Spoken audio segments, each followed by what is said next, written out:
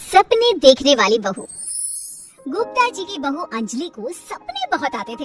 एक दिन सुबह सुबह जब अंजलि सोकर उठी, सासू माँ जानती है क्या होने वाला है? अरे क्या हुआ, फिर से कोई नया सपना देख लिया क्या? हाँ सासू माँ, बहुत जोर से बरसात आने वाली है। आज कोई कपड़े मत धोना, सूख नहीं पाएंगे। अरे बहू, बाहर तो इतनी तेज धूप निकली पड़ी है, तुमको कहाँ बारिश नजर आ रही है? अरे मम्मी जी, मैंने सपने में देखा था बहुत जोर से बारिश होने वाली है, इसलिए बस आज कोई कपड़े नहीं धुलेंगे। अरे लेकिन इससे पहले भी तो कितनी बार तुझे सपने आए हैं, कभी कुछ सच भी होता है क्या? मम्मी जी, आप भी ना सपनों पर भरोसा करना चाहिए, भरोसा। अंजलि की सास उसकी कोई बात नहीं मानती, लेकिन उस दिन वाकई में शाम होते होते घने बादल आ जाते हैं और जोर से मूसलाधार बारिश होने लगती है। अंजलि, आज तो तुम्हारा सपना सच हो गया।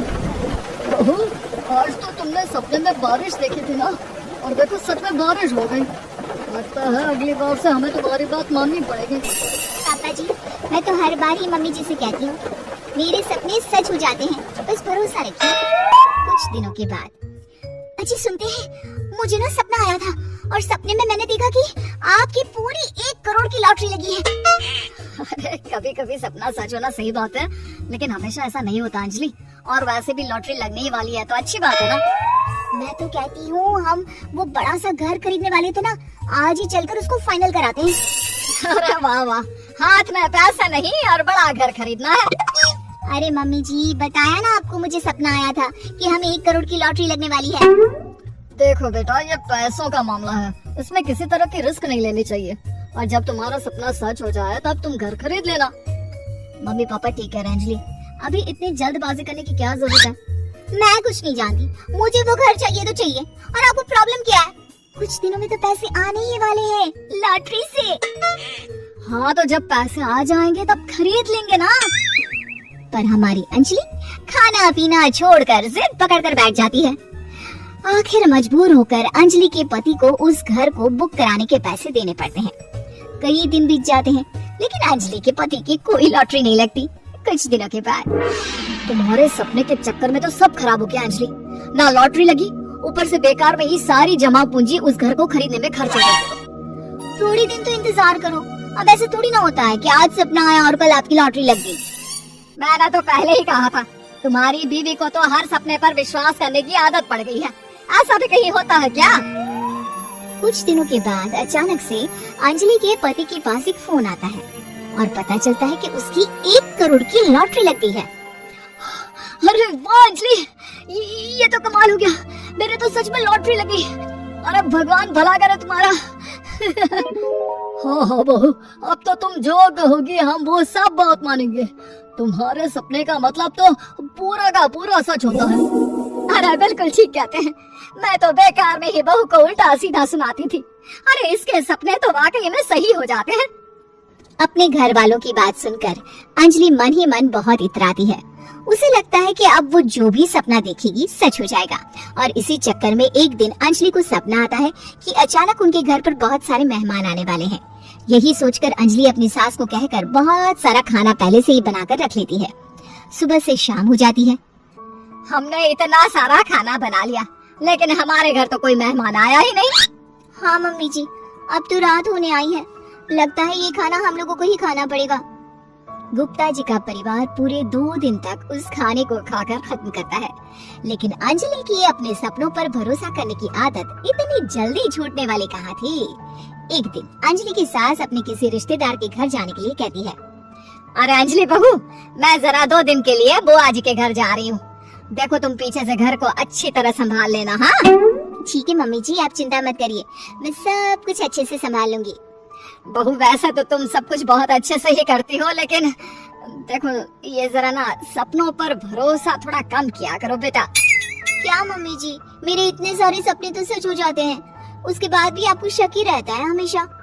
अरे बेटा, कभी कभार की बात अलग है, लेकिन हमेशा इन बातों पर भरोसा करना बहुत बड़ा नुकसान भी करवा सकता है। तुम्हें इस बात को समझना चाहिए। ठीक है मम्मी जी, समझ गई, अब आप आराम से जाइए, मैं सब कुछ बहुत अच्छे से कर लूंगी। अंजलि की सास बुआ जी के घर चली जाती है। उसके जाने के बाद अंजलि एक दिन सुबह सोकर उठती है और जोर जोर से रोने लगती है। क्या हुआ अंजलि, तुम रो क्यों रही हो? बहू सब ठीक तो है ना? क्या कोई बुरा सपना देखा? अरे पापा जी क्या बताओ, मम्मी जी नहीं रही, वो हम सबको छोड़कर चली गई।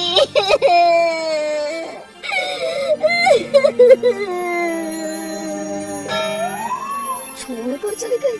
अरे क्या मतलब है, वो तो अपनी बुआ जी के घर गई है ना?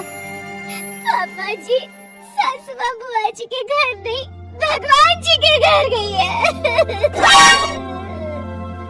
अरे अंजलि, सुबह सुबह कैसी बात कर रही हो? बुआ के घर गई है, कुछ नहीं हुआ है उनको। मैंने सपने में देखा था, मम्मी जी भगवान को प्यारी हो गई है।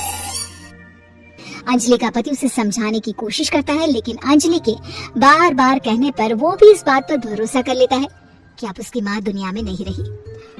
सारे गांव में ये खबर फैल जाती है कि अंजलि की सास की मौत हो गई। भगवान, अब हम क्या करेंगे? तुम्हारे सर से माँ का साया उठ गया।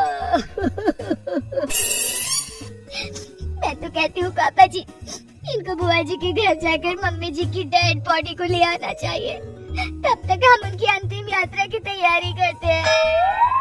अंजलि का पति अंजलि की बात सुनकर बुआ जी के घर के लिए रवाना हो जाता है। उधर अंजलि अपनी सास के अंतिम संस्कार की सारी तैयारियां कर लेती है। मोहल्ले के सारे लोग वहाँ पर आकर इकट्ठा हो जाते हैं। बहुत बुरा हुआ, मेरी सास मुझे बहुत प्यार करती थी, बुआ जी के घर गई थी। अरे हमको क्या पता था कि भगवान जी के घर जा रही है। अंजलि ने अपनी सास की तस्वीर पर हार पहनाकर घर के बीचों बीच रख दिया। सब लोग आकर गुप्ता परिवार को सांत्वना दे रहे थे। थोड़ी देर बाद अंजलि का पति घर आता है और साथ में अपनी माँ को भी ले आता है। अरे बहू, मेरी तस्वीर पर हार क्यों चढ़ा रखा है? सब लोग अंजलि की सास को देखकर डर जाते हैं। अरे आप लोगों को डरने की कोई जरूरत नहीं है, मेरी माँ जिंदा है। ये तो मेरी बीवी के सपने के चक्कर में हम लोगों ने अपनी माँ को मरा हुआ समझ लिया। बहू, सपने देखना ठीक है, और अपनी जिंदा सास का अंतिम संस्कार करना बहुत बड़ी गलती।